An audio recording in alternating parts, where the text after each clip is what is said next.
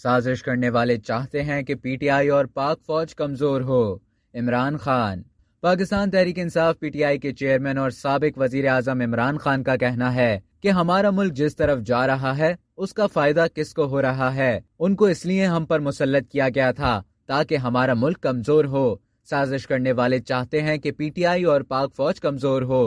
تحریک انصاف کی national council کی تقریب سے خطاب کرتے ہوئے عمران خان نے کہا کہ کچھ دنوں میں ملک بھر میں احتجاجی تحریک کا اعلان کرنے جا رہا ہوں۔ چوروں کا ٹولہ ایک ساتھ اکٹھا ہو گیا ہے لیکن عوام آپ کے ساتھ ہیں۔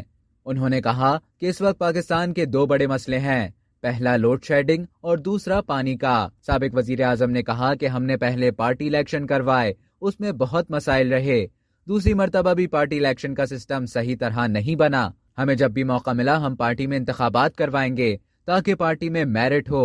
عمران خان نے کہا کہ جس طرح کی آنسو گیس کی شیلنگ ہماری خواتین پر کی گئی اس کی کوئی مثال نہیں ملتی۔ مارشل لاء کے علاوہ کبھی ایسا نہیں ہوا جیسا پولیس نے 25 مئی کو کیا۔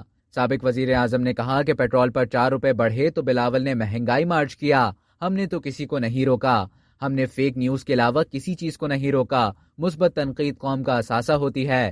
عمران خان نے کہا کہ جو شخص ان کی ٹکٹ لینے کے لیے لائن میں کھڑا ہے اس کو اپوزیشن لیڈر بنا دیا گیا۔ ایک ناجائز کام کو جائز بنانے کے لیے تمام حربے استعمال کیے جا رہے ہیں۔ دنیا میں کہیں بھی ملزم قاضی نہیں بن سکتا۔ دنیا میں کہیں ایسا ہوتا ہے کہ کوئی شخص اپنے کیسز خود ختم کروائے۔